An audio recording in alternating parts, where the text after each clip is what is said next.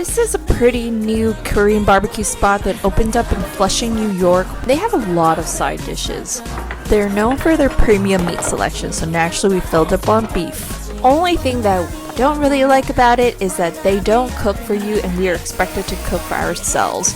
What do you think? Are you team grilling yourself or having them grill for you? I mean, what if we don't grill very well and then that's just a waste of perfectly good meat? Also, the service was just okay. The coffee was very good, we just kept ordering that. Look who woke up from his nap and wanted to join us. Would you come here? Buffet won't be complete without